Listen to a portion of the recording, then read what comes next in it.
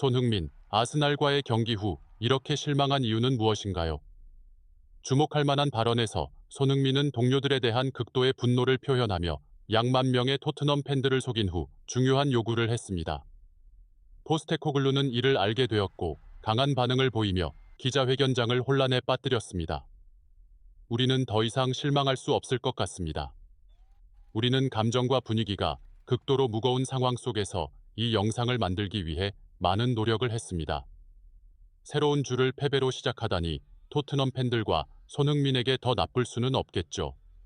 따라서 토트넘은 팬들에게 불안감을 계속 주고 있으며 아스날과의 경기에서 매우 실망스러운 방식으로 관련된 이야기들이 많습니다. 이 영상의 주요 내용을 함께 보며 더 많은 정보를 확인해 보세요. 모든 사람들이 북런던 더비가 선수들에게 얼마나 큰 의미가 있는지 알고 있습니다. 그것은 팀의 색깔과 두 클럽 간의 적대감을 존중하는 것이며 선수들은 자신이 가진 모든 것을 가지고 의지와 결단력으로 싸웁니다. 이것이 우리가 이 대결에 대해 가장 자랑스러워하는 이유입니다. 그러나 9월 15일 밤의 경기에서 토트넘 팬들은 그것을 볼 수 없었습니다. 그러나 포스테코글루 감독은 항상처럼 팀의 앞길에 대해 매우 자신감을 가지고 있으며 그의 불신은 그 어느 때보다 커지고 있습니다. 이에 따라 안겔로스 포스테코글루 감독은 토트넘 호스퍼가 2024에서 2025 시즌에 성공할 기회에 대한 강한 신뢰를 나타냈습니다. 최근 인터뷰에서 그는 팀의 우승 기회에 대한 자신감을 표현하며 이렇게 말했습니다. 시즌 초기의 결과가 좋지 않을 때는 흔히 겪는 일이 아니지만 나는 항상 두 번째 해에 승리를 거둡니다. 포스테코글루 감독은 안토니오 콘테 감독의 퇴임 이후 2023년부터 2024년 시즌에 토트넘을 인수하였으며 팀이 부진에 빠졌을 때 많은 도전에 직면했습니다. 그러나 그는 강력한 공격 전술과 재능을 끌어들이는 능력 덕분에 팀을 신속히 재건했습니다. 포스테코글루의 지도해 토트넘은 이전 시즌보다 더 안정된 경기력을 보이기 시작했으며 손흥민도 북런던 클럽으로 이적한 이후 최고의 폼에 접어들었습니다. 그러나 토트넘의 지난 시즌 성적은 여전히 큰 타이틀을 얻기에 충분하지 않았습니다. 그들은 프리미어 리그 순위에서 5위로 시즌을 마무리했고 카라바오컵이나 AA컵과 같은 컵 대회에서도 깊은 진출이 불가능했습니다. 압박을 인식하고 포스테코글루 감독은 2024에서 2025 시즌의 승리를 목표로 삼았습니다. 여름 이적 시장에서 토트넘은 도미닉 솔랑케, 아키 그레이, 윌슨 오도버와 같은 재능을 영입하여 팀을 강화했습니다. 그러나 토트넘의 새로운 시즌 시작은 순조롭지 않았습니다. 4경기 후 팀은 1승 1무 2패를 기록했으며 4점으로 리그 순위 13위에 위치하고 선두 맨체스터 시티와 8점 차이가 납니다. 그럼에도 불구하고 앙게 포스테코글루 감독은 여전히 자신감을 유지하고 있습니다. 그는 그가 감독을 맡은 팀에서 두 번째 해에 타이틀을 차지한 성공의 역사를 가지고 있습니다. 대표적으로는 1997년에서 1998년 NSL 프리미어십, 2010년에서 2011년 A리그, 2019년 J1 리그, 그리고 특히 2022년에서 2023년 스코틀랜드 프리미어리그에서 셀틱과 함께한 국내 3관왕이 있습니다. 포스테코글루는 두 번째 시즌에 변화를 만들어낼 능력이 있음을 증명했으며 이는 토트넘이 이번 시즌 더 나아질 수 있다는 믿음을 불러일으킵니다. 현재 객관적으로 보았을 때 토트넘 클럽의 시즌 초반 폼이 그다지 인상적이지는 않지만 포스테코글루의 드레싱룸 관리 능력과 전술로 인해 축구 팬들은 여전히 토트넘이 상황을 바꾸고 앞으로의 타이틀 경쟁 후보가 될 수 있기를 기대하고 있습니다. 하지만 많은 주요 선수들이 결장한 상황에서 아스날에게 실망스러운 모습을 보인 것은 받아들이기 어렵고 당연히 모든 비판이 손흥민과 앙게, 포스테코글루에게 가장 강하게 쏟아지고 있습니다. 구체적으로 토트넘은 2024에서 2025 시즌 초반에 아스날과의 프리미어리그 2라운드에서 0-1로 패배하며 불안정한 폼을 계속 보였습니다.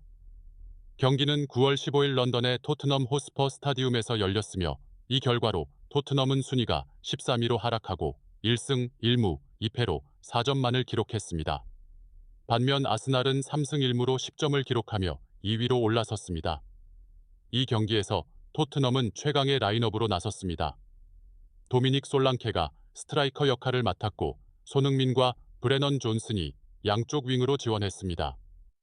제임스 메디슨, 로드리고 벤탄쿠르, 데안 클루세프스키가 미드필드를 구성했습니다. 수비진은 우도기에, 미키 반드벤, 크리스티안 로메로, 페드로 포로로 구성되었고 골키퍼 비카리오가 골문을 지켰습니다. 아스날 측에서는 카이 하베르츠가 공격을 이끌었고 레안드로 트로사르와 부카요 사카가 지원했습니다. 미드필드는 가브리엘 마르티넬리, 조르지뉴, 안수 파티로 구성되었습니다. 수비진은 위리언 팀버, 가브리엘 마갈량에스, 윌리엄 살리바, 벤 화이트로 강화되었고 골키퍼는 다비드 라야입니다.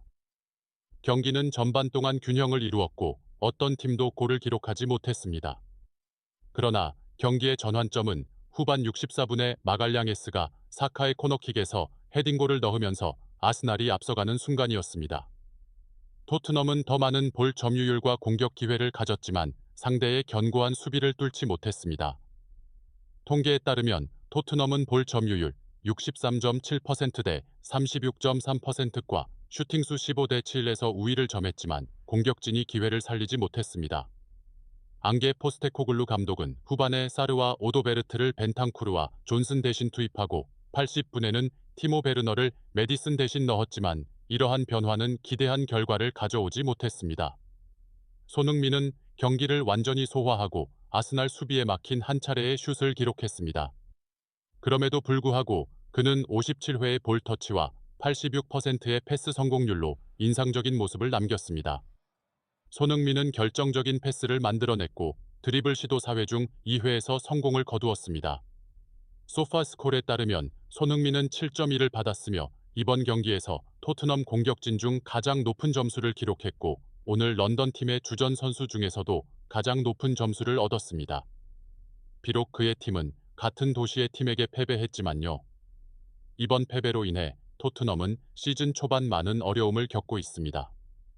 경기의 주도권을 유지했음에도 불구하고 공격의 날카로운 부족과 기회 활용 능력의 결여는 여전히 안제 포스테코글루 감독과 선수들이 극복해야 할 약점입니다. 또 한 번 토트넘의 가장 큰 문제는 아스날과의 대결에서 드러났습니다. 그것은 극히 창의성이 부족하고 다양한 전술이 없는 점이며 포스테코글루 감독이 이 문제에 가장 큰 책임이 있다고 확신할 수 있습니다. 아스날은 우리 모두가 아는 것처럼 결코 쉬운 상대가 아니며 토트넘은 최근 2번의 홈 경기에서 이 팀에게 패배했습니다.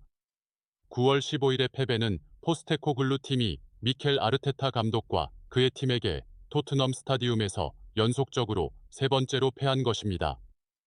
포스테코글루 감독은 아스날이 가브리엘과 살리바와 같은 공중볼 경합이 뛰어난 키 큰 수비수를 보유하고 있다는 것을 경기 전부터 알고 있었을 것입니다. 그러나 왜 미리 알면서도 그는 여전히 높은 크로스 전략을 고수했습니다. 토트넘의 출전 명단에서 솔랑케만이 헤딩에 능하고 나머지는 아스날 수비수들과 체격에서 비교할 수 없습니다. 이는 포스테코글루 감독만이 아니라 누구나 쉽게 알 수 있는 기본적인 사항입니다. 그래서 처음부터 호주 출신 감독의 전술은 큰 실수를 범했으며 아스날이 그리 뛰어나지 않았고 월등하지 않았음에도 불구하고 말입니다.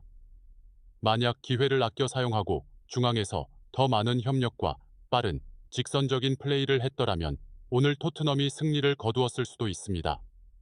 손흥민은 기술을 발휘할 기회가 너무 적었고 수비는 고정 상황에서 집중력을 잃어 골을 허용했습니다. 그래서 이번 패배는 아쉬운 결과지만 런던 수도 팀에게는 당연한 결과입니다. 손흥민, 토트넘의 주장도 이에 대해 불만을 가지고 있으며 팀의 전술과 결과에 대해서도 불만을 표시했습니다. 아스널에게 0-1로 패한 후 손흥민은 스카이 스포츠와의 인터뷰에서 실망감을 표명했습니다. 그는 토트넘의 경기에서 문제를 솔직히 지적하며 특히 고정된 상황에서의 문제를 강조했습니다. 이 문제는 지난 시즌부터 팀에 어려움을 주었습니다. 우리는 경기에서 우위를 점했지만 또 다시 고정된 상황에서 실점을 허용했습니다. 우리는 지난 시즌에도 이 문제를 겪었고 그것이 정말 실망스럽습니다. 팬들도 이 결과에 대해 매우 실망할 것이라고 생각합니다. 손흥민은 공유했습니다. 토트넘이 공을 더 잘 통제하고 아스널보다 공격을 잘했지만 고정된 상황에서의 집중 부족이 여전히 치명적인 약점입니다. 손흥민은 이것이 큰 문제라고 인정하며 이 문제로 인해 팀의 경기 결과에 상당한 영향을 미쳤다고 밝혔습니다. 그는 또한 강조했습니다. 우리는 개선해야 하며 현재는 어려운 시기이므로 우리는 당열해야 합니다.